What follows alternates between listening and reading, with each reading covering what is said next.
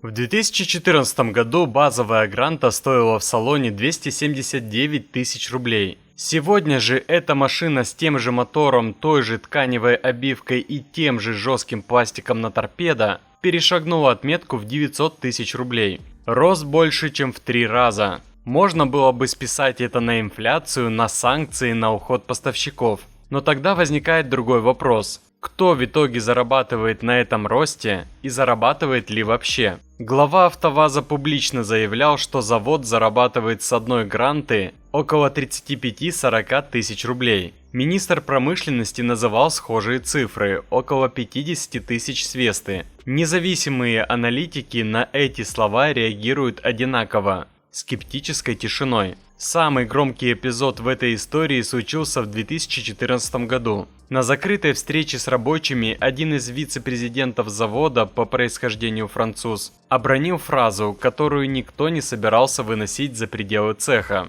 По его словам, стоимость сборки Гранты силами заводских подразделений составляла 55 тысяч рублей. Информация утекла в прессу мгновенно. Разрыв между этой цифрой и ценником в салоне смотрелся оглушительно. Пресс-служба АвтоВАЗа потом объясняла долго и запутанно. Мол, 55 тысяч рублей – это речь шла только о вкладе собственно заводских рабочих. Без деталей от поставщиков, без логистики, без зарплатного фонда и накладных расходов. Технически возможно, но осадок остался. Тем более, что примерно через 1,5 года в открытый доступ попали другие внутренние документы завода с реальными расчетами. Там черным по белому было написано, что только детали и сырье для одной Гранты тянули на 211 тысяч рублей, для Весты 366 тысяч. И это еще без сборки, без перевозки, без ни одной зарплаты. Попробуем сложить картину из этих кусочков.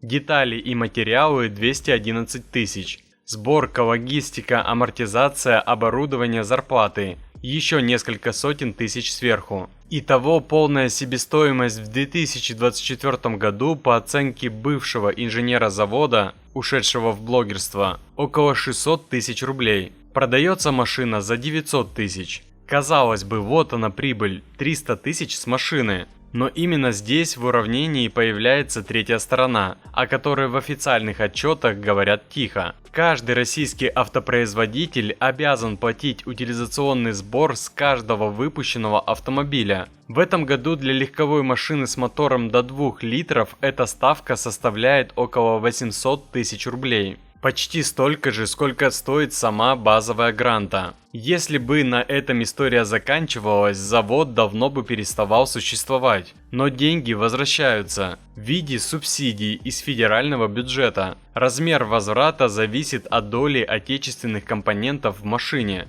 У Лады эта доля высокая, значит и компенсация почти полная. Получается замкнутый круг с государством посередине. Завод платит сбор, государство возвращает деньги обратно, завод рапортует о минимальной марже. Все бумаги в порядке, все стрелки переведены. Но 1 триллион рублей именно столько в этом году выделили на компенсации всему российскому автопрому, и это не абстрактная цифра. Это деньги налогоплательщиков, которые сначала попадают в казну, а потом уходят обратно на завод. Получается, каждый, кто платит налоги в России, уже немного соучастник покупки Лады, даже если сам за рулем иностранной машины или вообще ездит на автобусе. Есть еще один нюанс. Утилизационный сбор в его нынешнем виде во многом результат активного лоббирования самого АвтоВАЗа. Завод рассчитывал, что высокий сбор сделает китайские автомобили неподъемными для российского покупателя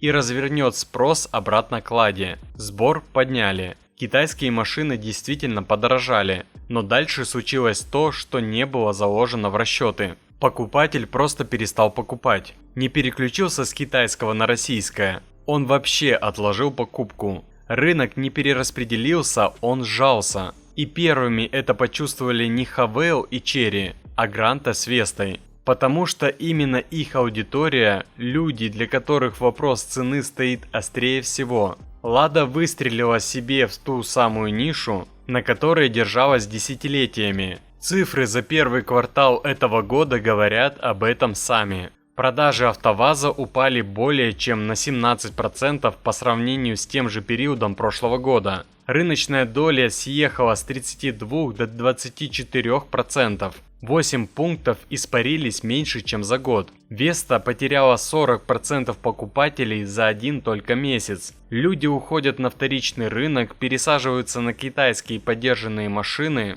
или откладывают покупку на неопределенный срок. На этом фоне завод выкатил новую модель – Искру. Машина заняла нишу между Грантой и Вестой, то есть встала в очередь между двумя уже существующими родственниками. Платформа французская, доработанная под российские реалии. Трансмиссия китайская, мотор свой. По итогам всего прошлого года продали меньше 7000 штук. Это объем, который один средний дилерский центр в областном городе легко делает за квартал. Новинка не выстрелила. Эксперты, которые без романтики смотрят на финансы АвтоВАЗа, указывают на любопытные противоречия. Гранта серийно производится с 2011 года, 15 лет конвейера. Веста с 2015. Все инвестиции в их разработку давно отбиты. Конвейер настроен, процессы отработаны. Каждая следующая машина теоретически должна обходиться дешевле предыдущей, а ценник растет каждый квартал. Если маржа действительно 40 тысяч рублей с машины, то куда направляется разница между ценой и себестоимостью, которая только по деталям превышает 200 тысяч? Этот вопрос в официальных отчетах остается без ответа. Отдельного разговора заслуживает структура долга. АвтоВАЗ должен банкам около 100 миллиардов рублей. Ежегодные процентные платежи порядка 20 миллиардов. При этом завод одновременно ждет возврата утилизационного сбора от государства, платит проценты по кредиту и отчитывается о минимальной прибыли. Деньги в этой системе движутся по кругу. От завода к банкам, от государства к заводу, от покупателя ко всему сразу. Каждый виток что-то теряет по дороге. Итог этой истории может уложиться в несколько коротких строчек. Официальная версия: завод едва сводит концы с концами. Версия аналитиков: реальная маржа заметно выше, просто устроена иначе. Версия государства, выраженная в цифрах бюджета: вот триллион, работайте. И посередине покупатель, который платит дважды. Первый раз в салоне, когда отдает 900 тысяч рублей за автомобиль родом из прошлого десятилетия. Второй раз через налоги, из которых часть возвращается на завод в виде субсидий. Самый честный вопрос в этой истории звучит так. Если бы без государственных денег Лада стоила бы сопоставимо с китайским конкурентом, а при наличии этих денег она все равно теряет рынок и покупателей, тогда кому именно служит эта схема? Завод теряет долю, покупатель переплачивает, деньги куда-то уходят, а имя того, кто в итоге остается в плюсе, вы и сами знаете. На этом все. Комментируйте, с чем согласны и с чем не согласны. Ставьте лайк, подписывайтесь на канал, если видите пользу в моих разборах. И самое главное, берегите себя и своих близких.